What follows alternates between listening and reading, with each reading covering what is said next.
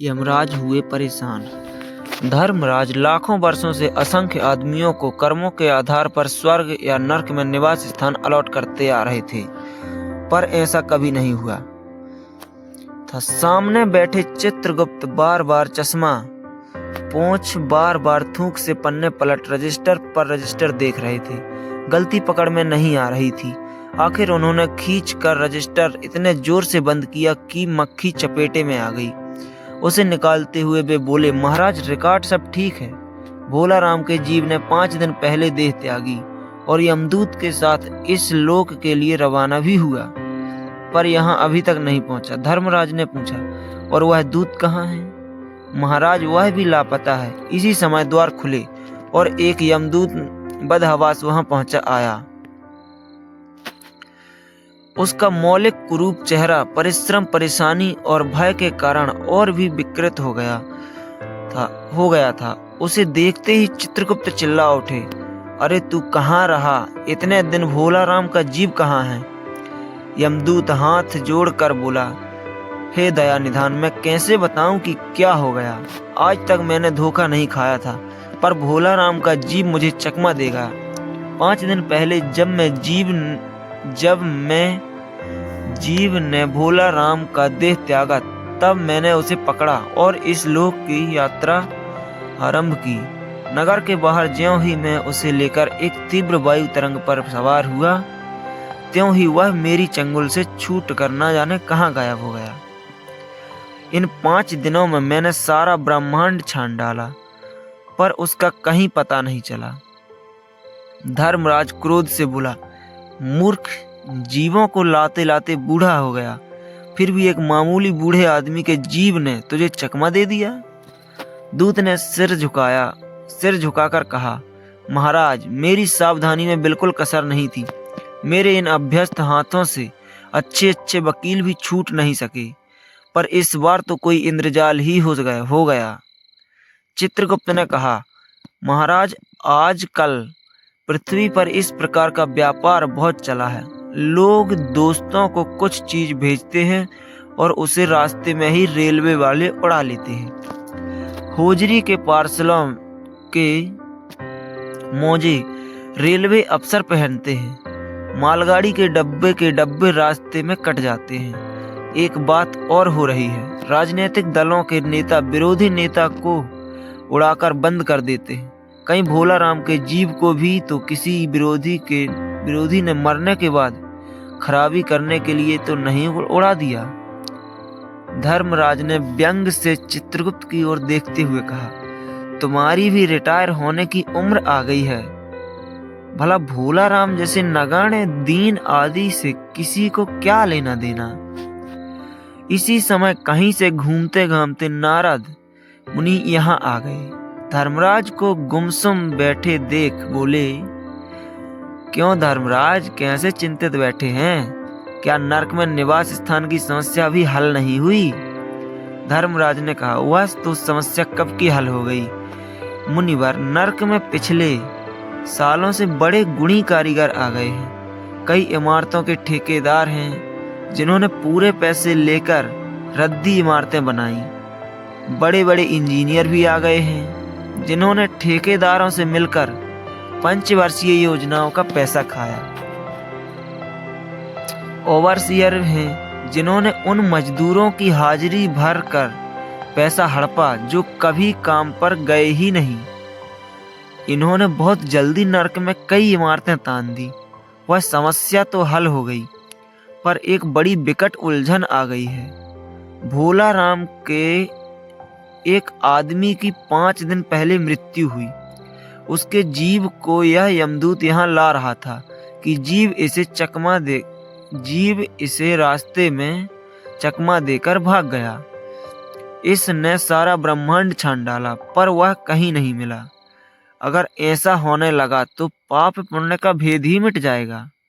नारद ने पूछा, उस पर इनकम टैक्स तो बकाया नहीं था? हो सकता है उन लोगों ने रोक लिया हो। चित्रगुप्त ने कहा, इनकम होती तो टैक्स होता, भुखमरा था। नारद बोले, मामला बड़ा दिलचस्प है। अच्छा, मुझे उनका नाम पता तो बताओ। मैं पृथ्वी पर जाता हूँ चित्रगुप्त ने रजिस्टर देख कर बताया। भोलाराम नाम था उसका। जबलपुर शहर में धमापुर मोहल्ले में नाले के किनारे एक 1.5 कमरे टूटे फूटे मकान में वह परिवार समेत रहता था। उसकी एक स्त्री थी, 2 लड़के और एक लड़की। उम्र लगभग 60 साल। सरकारी नौकर था। 5 साल पहले रिटायर हो गया था। मकान का किराया उसने 1 साल से नहीं दिया, इसलिए मकान मालिक उसे निकालना चाहता था। इतने में भोलाराम ने संसार ही छोड़ दिया।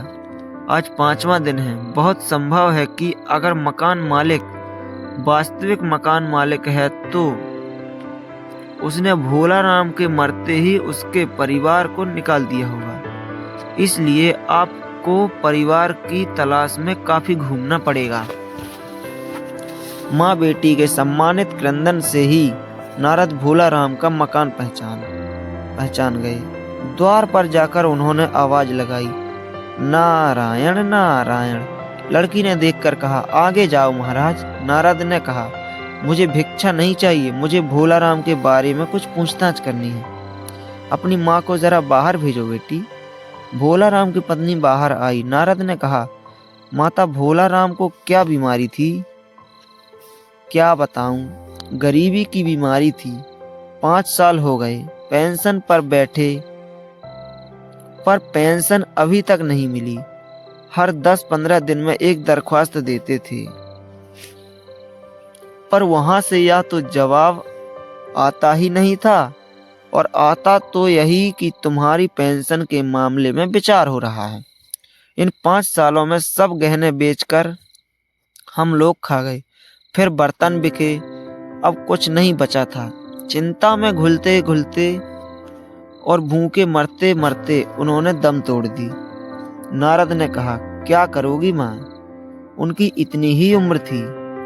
ऐसा तो मत कहो महाराज, उम्र तो बहुत थी। 50-60 रुपया महीना पेंशन मिलती तो कुछ और काम कहीं करके गुजारा हो जाता, पर क्या करें, 5 साल नौकरी से बैठे हो गए और अभी तक एक कौड़ी नहीं मिली। दुख की कथा सुनने की फुर्सत नारद को नहीं थी। वे अपने मुद्दे पर आए।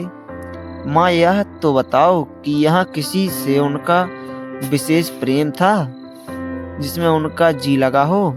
पत्नी बोली, लगाव तो महाराज बाल बच्चों से ही होता है। नारद जी बोले, नहीं, परिवार के बाहर भी हो सकता है। मेरा मतलब है किसी स्त्री से। स्त्री ने गुर्रा कर नारद जी की ओर देखा, बोली, अब कुछ मत कहो महाराज, तुम साधु हो, उचक्के नहीं। जिंदगी भर उन्होंने किसी दूसरी स्त्री की ओर आंख उठाकर नहीं देखा। नारद हंसकर बोले, हाँ, तुम्हारा यह सोचना भी ठीक है। यही हर अच्छी गृहस्थी का आधार है।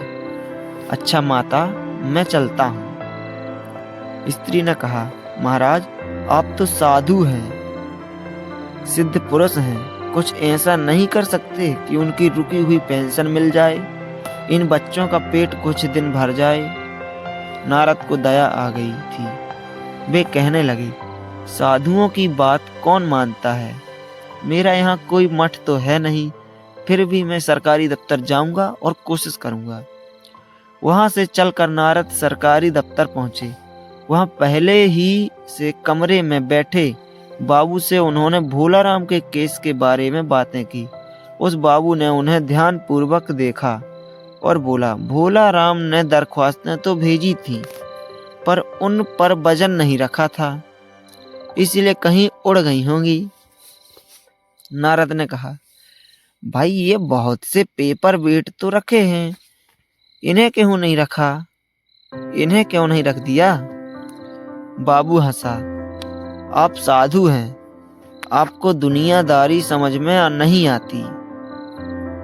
दरख्वास्तें पेपर वेट से नहीं दबती।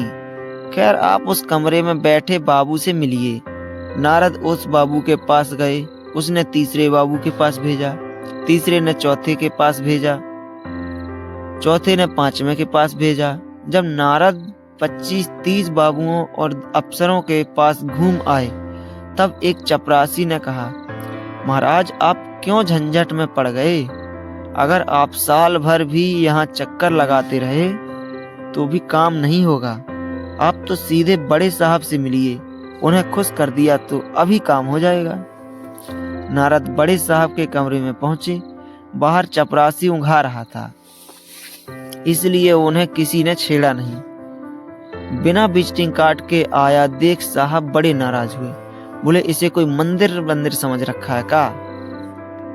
धड़धड़ाते चले आ रहे हैं। चिट क्यों नहीं भेजी? नारद ने कहा। कैसे भेजता, चपरासी सो रहा है। क्या काम है? साहब ने रौब से पूछा। नारद ने भोला राम का पेंशन केस बतलाया। साहब बोले, आप हैं बैरागी, दफ्तरों के रीति रिवाज नहीं जानते। असल में भोला राम ने गलती की। भाई, यह भी एक मंदिर है, यहाँ भी दान पुण्य करना पड़ता है। आप भोला राम के आत्मीय मालूम होते हैं। भोला राम की दरख्वास्तें उड़ रही हैं, उन पर वजन रखिए। नारद ने सोचा कि फिर यहाँ वजन की समस्या खड़ी हो गई। साहब बोले, भाई सरकारी पैसे का मामला है, पेंशन का केस 20 दफ्तर में जाता है, देर लग ही जाती है। 20 बार एक ही बात को 20 जगह लिखना पड़ता है, तब पक्की होती है। जितनी पेंशन मिलती है उतने की स्टेशनरी लग जाती है। हाँ, जल्दी भी हो सकती है। मगर साहब रुके। नारद ने कहा, मगर क्या? साहब ने कुटिल मुस्कान के साथ कहा, मगर वजन चाहिए। आप समझे नहीं। जैसे आपकी यह सुंदर वीणा है, इसका भी वजन भोला राम की दरख्वास्त पर रखा जा सकता है।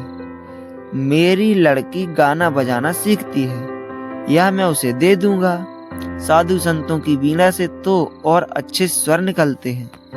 नारद अपनी वीणा छीनते देख जरा घबराए, पर फिर संभल कर उन्होंने वीणा टेबल पर रख कर कहा, यह लीजिए, अब जरा जल्दी उसकी पेंशन ऑर्डर निकाल दीजिए। साहब ने प्रसन्नता से उन्हें कुर्सी दी, वीणा को एक कोने में रखा और घंटी बजाई। चपरासी हाजिर हुआ। साहब ने हुक्म दिया, बड़े बाबू से भोला राम के केस की फाइल लाओ। थोड़ी देर बाद चपरासी भोला राम की 100-150 दरख्वास्तों से भरी फाइल लेकर आया। उसमें पेंशन के कागजात भी थे।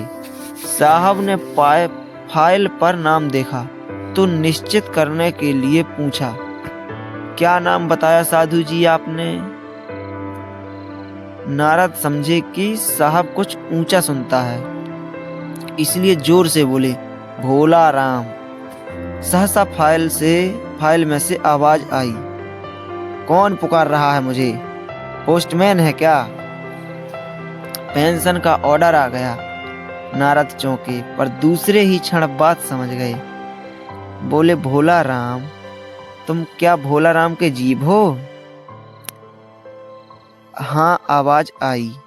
नारद ने कहा, मैं नारद हूँ, तुम्हें लेने आया हूँ। चलो, स्वर्ग में तुम्हारा इंतजार हो रहा है। आवाज आई, मुझे नहीं जाना, मैं तो पेंशन की दरख्वास्तों पर अटका हूँ। यही मेरा मन लगा है, मैं अपनी दरख्वास्तें छोड़कर नहीं जा सकता।